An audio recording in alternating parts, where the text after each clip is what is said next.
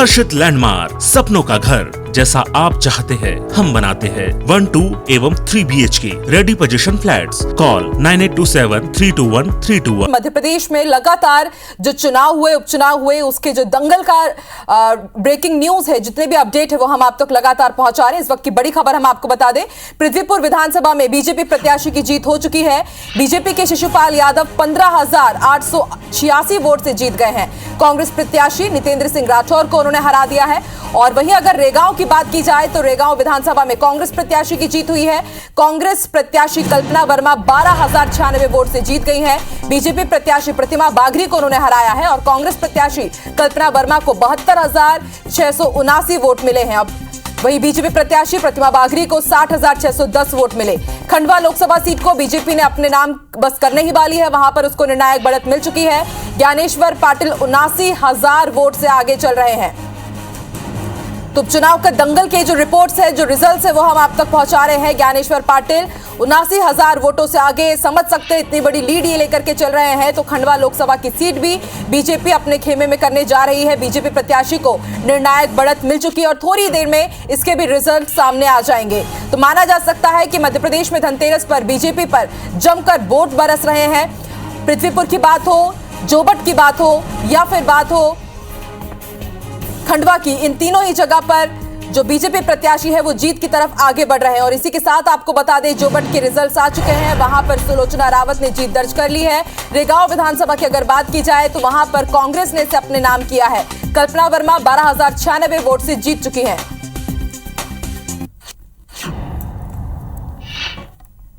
तो मध्य प्रदेश में धनतेरस पर बीजेपी पर जमकर वोट धन बरसा है। मिशन 2023 से पहले महत्वपूर्ण माने जा रहे उपचुनाव में बीजेपी की बल्ले बल्ले हो गई है।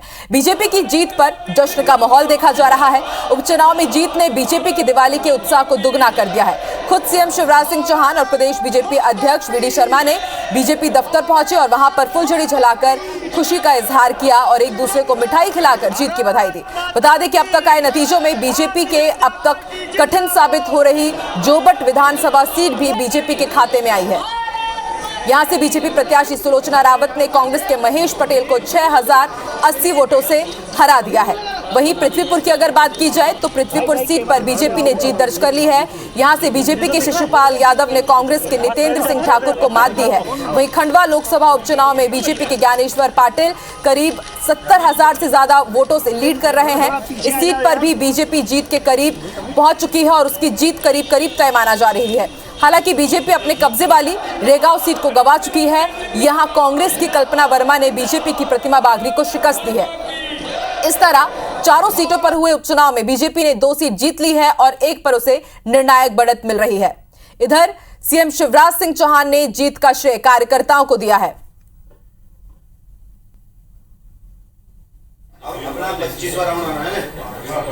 सीएम शिवराज सिंह चौहान ने कहा कि पीएम मोदी और प्रदेश की बीजेपी सरकार के कामकाज पर जनता ने भरोसा जताया है।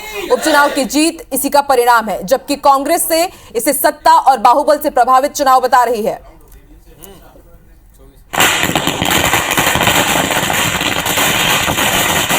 तो जैसे जैसे बीजेपी को लीड मिलती जा रही थी, कुछ इसी तरह की तस्वीरें सामने आ रही थी। जोबट की बात हो, पृथ्वीपुर की बात हो या फिर बात हो खंडवा की, बीजेपी इन सभी सीटों पर जीत दर्ज लगभग कर चुकी है।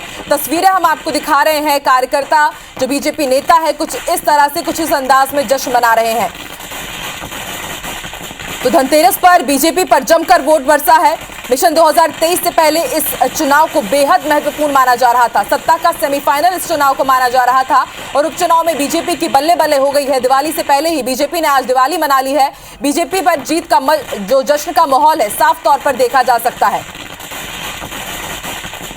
और कहा यही जा रहा था कि 2 नवंबर को जिसकी भी जीत होगी, जिसका भी मंगल होगा, दिवाली उसी की होगी। और इस बार बीजेपी दिवाली सेलिब्रेट करने वाली है जोर शोर तरीके से। उपचुनाव के दंगल में जो 4 उपचुनाव सीटों पर हो रहे थे, एक खंडवा लोकसभा के लिए और 3 विधानसभा सीटों पर जो उपचुनाव हो रहे थे, ज्यादातर पर बीजेपी ने अपना कब्जा जमा लिया है। रेगांव को अगर छोड़ दिया जाए तो पृथ्वीपुर, जोबट ये बीजेपी के खेमे में आई है और पृथ्वीपुर में भी जीत दर्ज हो चुकी है।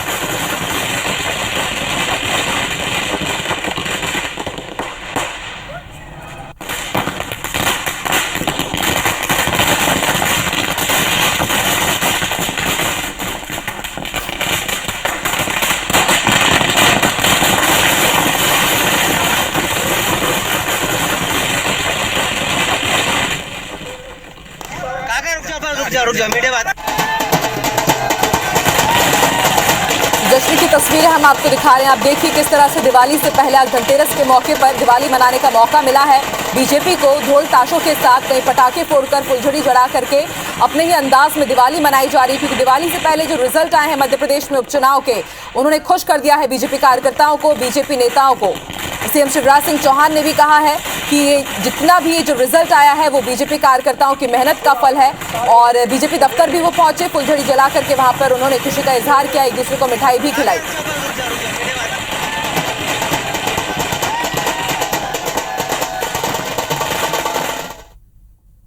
तो सबसे तेज नतीजे, सबसे सटीक नतीजे आईबीसी 24 सुबह से ही अपने दर्शकों तक पहुंचा रहा था। इन सीटों पर माहौल कैसा है, बीजेपी कार्यकर्ता कितनी खुशी मना रहे हैं, जान लेते हैं। इस वक्त हमारे साथ रेगांव से जुड़ चुके हैं मृदुल, और वहीं जोबट से हमारे साथ वैभव भी जुड़ चुके हैं। सबसे पहले रुक मैं करती हूं जोबट का, बात करूंगी मैं आपसे। वैभव, किस तरह की तस्वीरें आप देख पा रहे हैं, क्योंकि सुलोचना रावत ने यहां से जीत दर्ज की है, कितना उत्साह बीजेपी कार्यकर्ताओं में, और क्या कुछ नजारे आप अभी वहां पर देख पा रहे हैं? बिल्कुल, देखिए जैसे ही सुलोचना रावत की जीत की घोषणा हुई उसके बाद से ही जोबट और अलीराजपुर दोनों ही जगह के जो बीजेपी कार्यकर्ता हैं वो लगातार अलीराजपुर जिला मुख्यालय पर पहुंचने लगे थे, और भारी उत्साह कार्यकर्ताओं में देखने को मिल रहा है। अभी विजय जुलूस के रूप में भी कुछ कार्यकर्ता और जो प्रत्याशी है सुलोचना रावत, वो प्रभारी मंत्री राज्यवर्धन सिंह दत्तेगांव के साथ से निकली हैं अलीराजपुर में, और जिला भाजपा कार्यालय पर सुलोचना रावत का जोरदार स्वागत किया गया है, जहां उनका फूल मालाओं के साथ भी स्वागत किया गया, आतिशबाजी की गई है। तो कुल मिला के बहुत उत्साह कार्यकर्ताओं में देखने को मिल रहा है, क्योंकि ये जो जोबट विधानसभा सीट है ये कांग्रेस की परंपरागत सीट रही है, और बीजेपी, क्योंकि सुलोचना रावत अंतिम समय में कांग्रेस छोड़कर बीजेपी में आई थी, तो बड़ा कठिन था बीजेपी के लिए इस सीट पर, और एक चुनौतीपूर्ण था इस सीट पर विजय प्राप्त करना।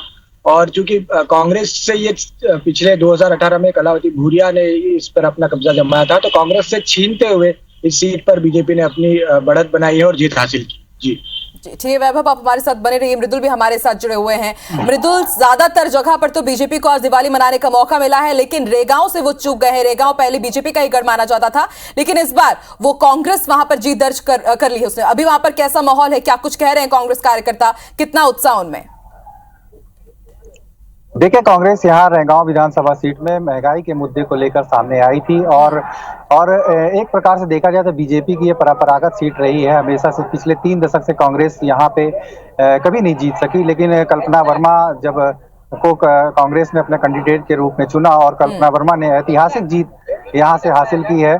और आपको बता दूं कि कल्पना वर्मा कोई यहाँ पे 2018 में भी चुनाव लड़ चुकी हैं, इसलिए क्षेत्र के लिए कोई नया चेहरा नहीं थी, लेकिन बीजेपी ने यहाँ पे एक नया चेहरा लॉन्च किया था प्रतिमा बागड़ी के रूप में, लेकिन जनता ने उन्हें नहीं स्वीकारा। लेकिन सबसे बड़ा फैक्टर जो यहाँ पे काम किया कांग्रेस की तरफ से, महंगाई, लगातार जो महंगाई बढ़ रही है उससे जनता खासी नाराज यहाँ पे नजर आई। और जो बीजेपी की परंपरागत सीट रही, हमेशा से 5 बार से जो स्वर्गीय जुगल किशोर बागड़ी रहे, वो हमेशा से 5 बार से वो विधायक यहाँ रहे हैं, तो एक एंटी इनकम्बेंसी भी यहाँ पे कांग्रेस के लिए फायदेमंद हुई, जो कि क्योंकि विकास कार्य जो शासन की जो योजनाएं हैं, तमाम विकास कार्य है, वहां पे अछूते रहे इस रेगांव विधानसभा सीट से, क्योंकि रेगांव विधानसभा सीट सतना की 7 विधानसभाओं में से सबसे पिछड़ी विधानसभा सीट है। तो कहीं ना कहीं ये भी एक फैक्टर था जो कि कांग्रेस को फायदेमंद रहा, और कांग्रेस ने यहाँ पे 12,000 से ज्यादा मतों से यहाँ विजय कांग्रेस प्रत्याशी को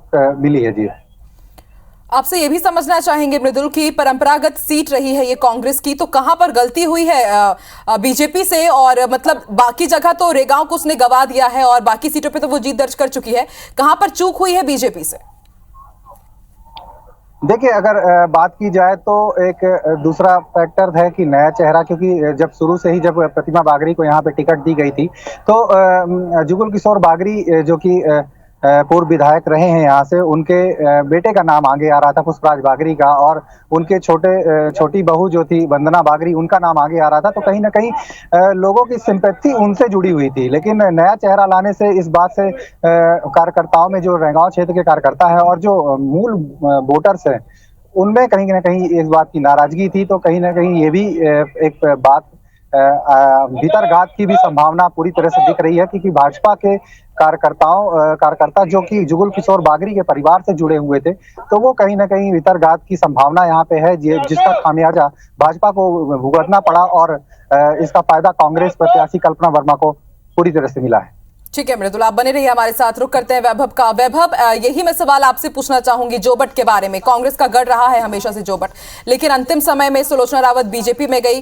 क्या समझा जाए, कांग्रेस को कहीं ना कहीं कांग्रेस ने चूक करी अपना उम्मीदवार तय करने में, तभी नाराज होकर के सुलोचना रावत बीजेपी में जाती है और फिर वहां से चुनाव जीत जाती है।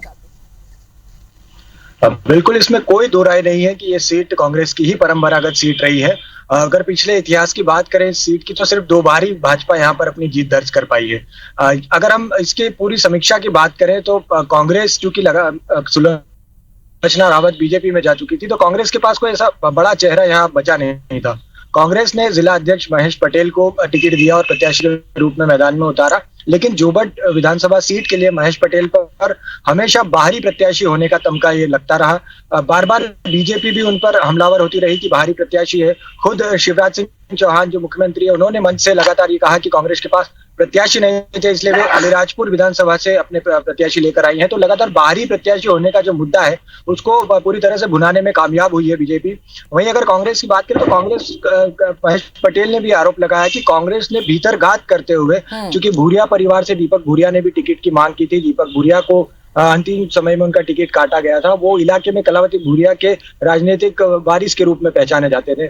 तो दीपक भूरिया का टिकट काटने के साथ कहीं ना कहीं कांग्रेस प्रत्याशी खुद महेश पटेल ने भी यह आरोप लगाया कि उनके साथ भीतरघात हुआ है। और कांग्रेस के जो बड़े नेता है कांतिलाल भूरिया, विक्रांत भूरिया, इन लोगों पर उन्होंने आरोप लगाया कि इन्होंने भीतरघात करते हुए पूरी चुनाव में काम नहीं किया और उसका खामियाजा जो है कांग्रेस को भुगतना पड़ा। बिल्कुल, कांग्रेस को खामियाजा भुगतना पड़ा है और बस इसी सीट पर नहीं, बाकी की 2 सीटों पर भी जरूर आत्ममंथन करने की जरूरत है कांग्रेस को। आप दोनों का शुक्रिया पूरी जानकारी के लिए।